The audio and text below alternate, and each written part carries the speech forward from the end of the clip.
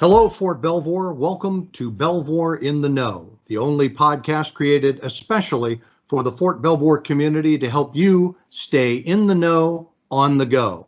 And now, your Fort Belvoir Garrison Commander. Hello, Fort Belvoir. Colonel Josh Seagraves, your Fort Belvoir Garrison Commander. And today on our podcast, we're discussing the observance of the month of the military child.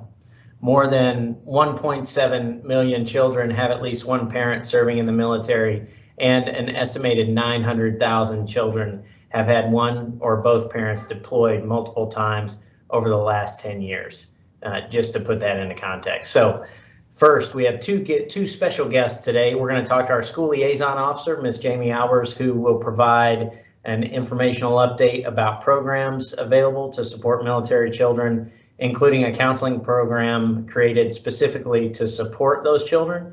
And then we'll get an update from our Child and Youth Services Director, Ms. Jessica Terrell. She is an operations specialist. So hello, Jamie. Welcome to Fort Belvoir in the Know. For our listeners who are not familiar with the school liaison officer, can you tell us how you support military families with children in our schools? Yes, sir. First, I would like to thank you for having me on the show. I am very excited to be here. I would like to talk a little bit about what our school liaison office provides. We support families that are transitioning in and out of the installation, and that could mean a lot. We help them locate their school that they're going to be attending, their children will be attending. We help them with the registration process, what paperwork they will need to provide the school, how to transfer credits, get in touch with the points of contact at the school for specific registration questions. We can talk about the different programs they have in the school. We provide homeschool support. We provide private school information, depending on, what the choice that the parents wants to have for their student to attend school. There are two very important items that we want to make sure that parents are aware of. And one is the Interstate Compact, and one is a House bill allowing military families to pre-register prior to PCSing to the area. The first one, the Interstate Compact, it covers a lot of transitional issues that we have seen throughout the years. So it was created between all 50 states, Washington, D.C., and then also DODEA schools to make the playing field even for our military students when they're transferring. So it covers anything from age requirements, program transitions, graduation, high school graduation, and that's one that I'll point out.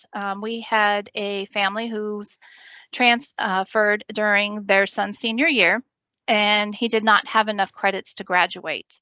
So we were able to reach back to his previous school, get the classes that he needed to graduate, and we graduated him here in Virginia with his previous state's diploma.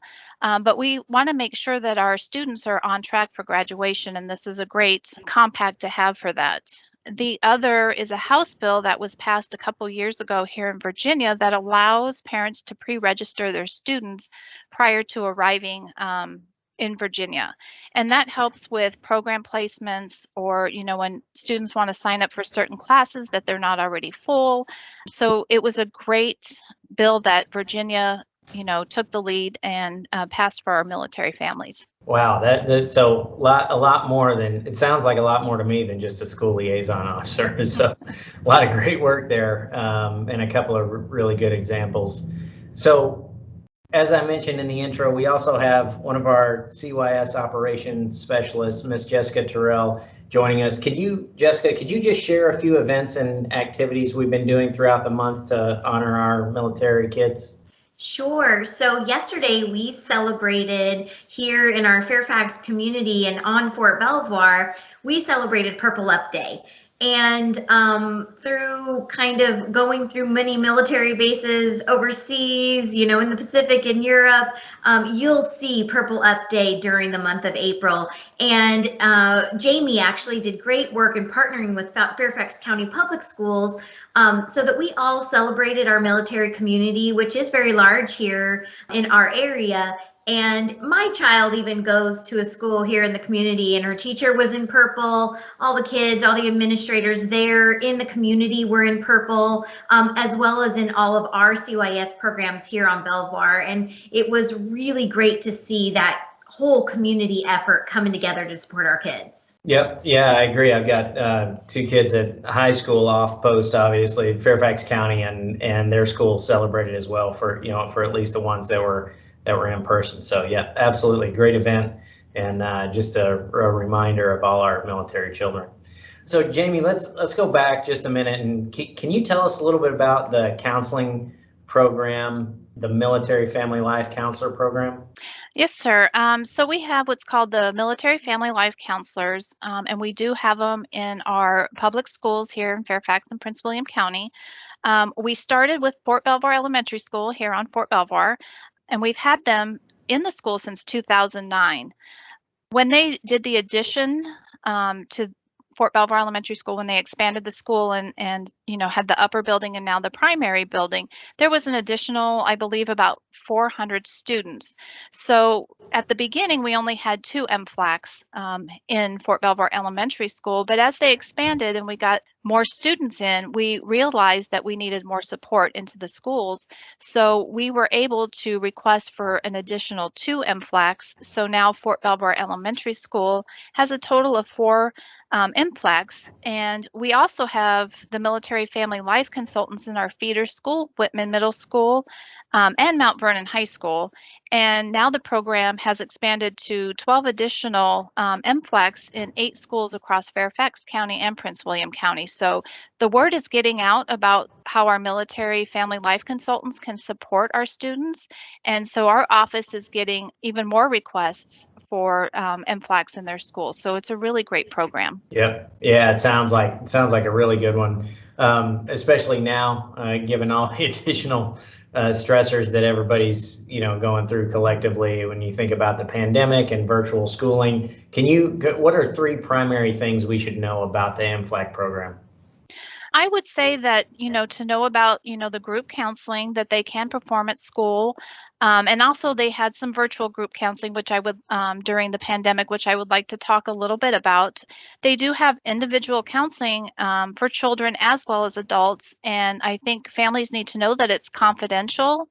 And there are no records kept, however, unless it's a duty to warn for the counselors. And they can accommodate parent schedule, which is great because, parents can work, till 5, 6 o'clock at night. And the MFLACs are available to work around the parent schedule, whether it be in the evening, early morning, or even on weekends. That's great. And then the sort of non-attributional piece of that is really important. I think like our society and culture, we're still trying to break through that stigma or perceived stigma, maybe in some cases, like, hey, it's okay to ask for help and there are resources available to help you. So like, by all means, if you need to talk to somebody or need some professional help, this is one of those resources that's available. So don't be afraid to use it. Yeah, great. That was a great rundown. Thank you. And then another one. So, it's the spring and we're in PCS season, or the beginning of it, where there's a transition to a new location most of the time, a transition to a new school, which is in the military, that's kind of our normal, I guess, although I think everybody's hesitating to call anything normal after the last year. But anyway, PCSing remains a part of military life. So what support services do military families have available? I would like to really highlight one that is very important, is we have what's called our youth sponsorship program. And so when a new incoming student arrives, we can provide them information or connect them with the youth sponsorship program within the school districts. We have been working with Fairfax County Public Schools the last couple years, and the Army has a formal youth sponsorship program. So we have been training the schools, giving briefings to leadership about this program, and Fairfax County has adopted the Army this Army Youth Sponsorship Program. So we have trained many schools so they can connect new students with their peers. And it's important to know that it's peer-led because then they can get information on the school. The peers can introduce them to new friends, eat with them at lunch, which is the #1 fear for our military students. And now Fairfax County has seen, the great impact in our schools. In Fort Belvoir Elementary School, we are starting next week. We're going to have a youth sponsorship summit, and we have 15 high schools signed up with over 40 students and staff to be trained on this youth sponsorship program. And the goal is to have it in every school within Fairfax County. Yeah, wow, that's another great program. So that reads to me like much more than school liaison officer. So well done. I guess your duty description probably just grows a little bit each year. But yeah, that's a great program. That sponsorship is critical, especially of children, but also for our soldiers and our families as they PCS to new locations. Sort of in line with the People's First and sponsorship program that the Army has. So well done there. Thank you, Jamie. Okay, hey, so back to Jessica for just a minute. So there's still some activities and a contest that's going on throughout the end of the month. What can military children look forward to? So actually, starting today and through Saturday, we've got the Boys and Girls Club of America's Teen Summit. And BGCA is a huge supporter of military families and been a partner with CYS for many, many years. And that Teen Summit starts today, but it goes on through. Actually, the link is still live. You can still register. The link is on our Belvoir CYS Facebook page, along with the Operation Megaphone. And Operation Megaphone traditionally is like a lock-in at our youth center where the youth get together and they bring up issues that they may have had at previous installations here at this garrison, and they can connect with Army youth across the world and kind of bring up these issues and come up with some good problem-solving techniques. So it's a really great program to be a part of. We encourage all youth on our here in our footprint to register and be a part of that. Our youth program here on Fort Belvoir is really one of the best kept secrets here on Belvoir, and we encourage everyone to take advantage. And really, it's 12 to 18 years old and completely free, sir. And it's a great service for our youth, and has so many more opportunities. Jamie mentioned the youth sponsorship program. They also support a youth council, which is a youth leadership program that meets monthly, also to talk about, hey, menus, what do we have to eat here, what's available to youth, what might need repair on the garrison, and it's really great to give our young leaders that voice. Another thing that they're involved with is the Workforce Pet Prep program, and that's also in support with Boys and Girls Clubs of America. And what that does, sir, is, we hold workshops for our youth on resume writing, how to go on to USA Jobs and apply for these positions, how to dress for success, how to give a proper handshake, how to give good eye contact. And really, so our youth center provides so much more than a safe environment for our youth, but really an opportunity to give these youth a safe place to practice these skills while our soldiers are serving the mission. Yeah, wow, awesome.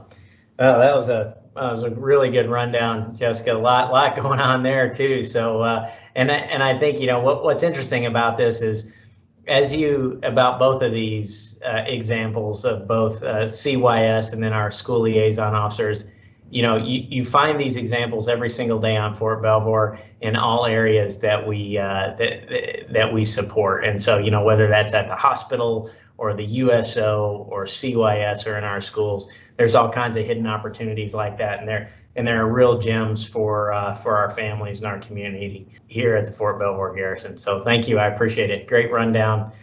So Jamie and Jessica, thank you both. Greatly appreciate your participation today and education, not just for me, but also for our Fort Belvoir community. Very well done. You mentioned the Facebook page. Is there another way that folks can contact you for CYS programs? Sure. So our Fort Belvoir MWR website would also be a great page for any resources and information. So they can go on and hop on there. Just Google search Fort Belvoir MWR. All right, awesome. Thank you. And then Jamie, how about contacting you? Yes, sir. MWR, again, you can go on their webpage and go under School Liaison Officer and hit Contact Form, and it goes directly to my email, so then I can assist that way. Great, thank you. Okay, once again, Jessica, Jamie, thank you. Very well done today. I appreciate both of you joining us. And for everybody listening, don't forget to download the Garrison app, make Fort Belvoir your installation of choice. Connect with us on our Fort Belvoir website and Facebook page. Follow the Fort Belvoir CYS on Facebook. Don't forget to wash your hands, wear a mask, and watch your physical distancing. And by all means, when you're eligible, please strongly consider getting the COVID-19 vaccine. So for everybody, once again, thanks for joining us. And from me to you, now you know.